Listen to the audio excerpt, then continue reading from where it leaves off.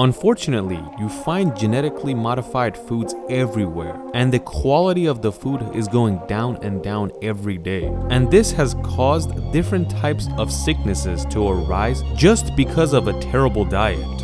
And the most common one you see is diabetes.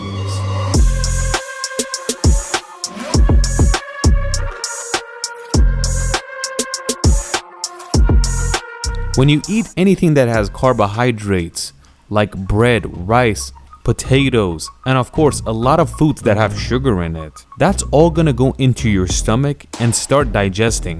When your stomach burns carbohydrates, it turns it into glucose. And glucose is a type of sugar. You can't say glucose is bad for you because your body needs it to produce energy. So alongside carbohydrates, different types of sweets and of course fruits are gonna give you this glucose. When you produce glucose, it inserts your bloodstream, and that's when your body realizes that you have a lot of glucose in your blood. Basically means your sugar is going up. After realizing this is when the pancreas is called in action. Pancreas sits underneath the stomach and it produces a hormone called insulin. And when it's called to do something, it produces it and enters the bloodstream. But what does insulin do? Long story short, the insulin enters the blood and turns the glucose in your body into energy. But how exactly does it turn it into energy? The simplest way we could put it is that glucose goes next to muscle cells, but they cannot get in because it's locked. This is when the insulin has to come, insert the key, and open up the cell so the glucose can enter and turn into energy. This process we just explained causes the glucose levels to go down in your blood and your energy levels up. And this happens in a healthy body. Your body is comfortable when the optimum level of glucose and insulin are medium and it's never too high or too low. And if one of these is up or down, this is when there's something wrong with the body. The percent of your glucose and insulin in your blood has a lot to do with your diet, how much you move around, and of course your genetic makeup. So long story short, if there's an imbalance between these two things, that's gonna cause diabetes. But it's more complicated than this because there's two types of diabetes. Diabetes type 1 and type 2. In the type 1 diabetes, which is usually genetic, that's when your pancreas does not work whatsoever. So there is a lack of insulin in your bloodstream all the time. Type 1 diabetes is also much rarer, and only 10% of diabetes patients have it. In a body that's suffering from type 1 diabetes, they can eat, it turns into glucose and enters the bloodstream, and it goes towards the muscle to turn into energy. But there is no insulin to open the door for it to enter the muscle, so it just hangs around. This is when the glucose have nothing to do, and the longer you continue to do this, the more glucose is building up inside the bloodstream. This is when the body is misfiring, and it has to get rid of all that glucose in the system, so it chooses the kidney. It basically gets filtered out of there, and you urinate out. This is why when a type 1 diabetes patient does not get medical help, they continually go to the bathroom to urinate. When you urinate this much, of course most of your body's water is going to the bathroom. That's why you get extremely thirsty. But even with all that, your urine is not able to eliminate all the glucose in your body. It continues to build up and turn into bacteria.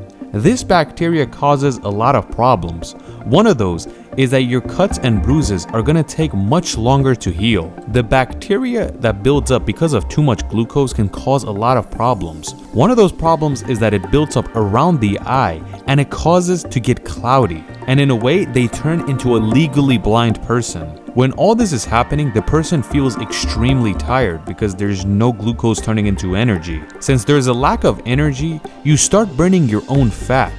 You might say that's good, you're gonna get skinnier, but this is not a healthy way to lose fat. And this causes you to lose energy day by day. The situation we're explaining to you is a person that has type 1 diabetes and does not have access to a doctor or does not want to go to the doctor, and they're living with this misery. Because if they go to the doctor, they would be prescribed medication and especially insulin, and most of their problems will go away and they could maintain a healthy life. Since we know what type 1 diabetes was, let's see what type 2 is. Only percent of diabetes patients are type 1. So 90% of diabetes patients are type 2. This does not happen usually because of genetics. It usually happens because of the diet and lack of exercise. You usually see type 2 diabetes after the age of 40, and most of the time is white people or South Asians. If you've seen South Asians, you see that they're very skinny usually. But this does not mean a person that's skinny does not get type 2 diabetes. In a type 2 diabetes body, there is either a lack of insulin or the pancreas is not working correctly. When does insulin not work properly? When there's too much fat buildup inside your system. And this is why when people are overweight, they have a higher chance of getting diabetes. Insulin is the key to your muscle cells and they open it up for the glucose. But when there's too much fat in your system, they build up around the keyhole and the insulin cannot insert the key to open the lock, which is why the glucose continues to build up in your blood and it does not enter your muscle cells. So the glucose continues to rise up in your blood system and it has nowhere to go. Or in simple terms, your blood sugar is rising. After this stage, this is when your type 2 diabetes gets extremely complicated. In this situation, your body thinks there's a lack of insulin because it does not feel the energy. And that's when your pancreas starts to overproduce insulin. And what is happening now? Both of your glucose and insulin levels are rising, but nothing correct is being done. The complications does not stop there. Your muscle cells lack energy, so they send a message to your liver that has plenty of glucose because they think there's a lack of glucose in your blood. And your liver starts pumping glucose in your blood, which rises your blood sugar even more. But unfortunately, there's too much glucose in your blood and this is only causing harm than good. As you can see, everything is messing up. And the RPMs of your pancreas are rising and they're reaching red line. And in simple terms, this is when your pancreas gives up and burns out, and it does not produce insulin anymore. Most of the problems you saw in type 1 diabetes, now you will see it in type 2 diabetes. Your eyes could take damage and be blurry, get extremely thirsty, lack of energy, you're losing fat in a terrible way, urinate a lot, and cuts and bruises that take a very long time to heal. The problem with type 2 diabetes, unlike type 1, is that it takes a very long time to show itself.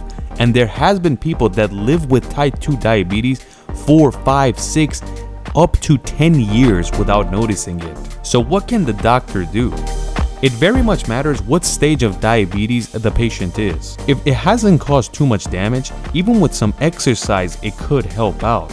But most people that realize they have type 2 diabetes, it's kind of too late, which is why the doctor can help with this and they will prescribe medication and sometimes insulin. And we're not going to name any type of medication because it's up to the doctor what to prescribe to what person.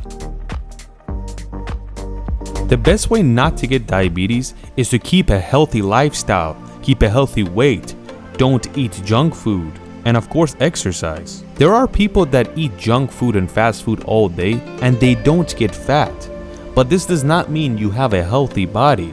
Eating 1,000 calories of fast food versus eating 1,000 calories of healthy food that you made home with high quality products, it's very much different because the low quality will cause a lot of damage. And also, the low quality food like McDonald's or any other fast food is so low quality that they make it taste better with salt, sugar, and MSG. And this is why you see skinny people with diabetes as well.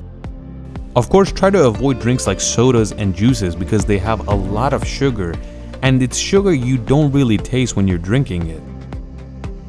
And another thing I wanted to tell you about is the keto diet. This does not help with diabetes whatsoever, but it is a quick way to lose some weight. You don't eat carbs like rice and bread, and you eat mostly chicken, beef, fats, and other types of products. It's going to be hard, but it helps if you do it for a couple months. There are people that do low carbs as well, where they don't eat as much bread and rice. This doesn't have anything to do with diabetes, but I just wanted to let you guys know.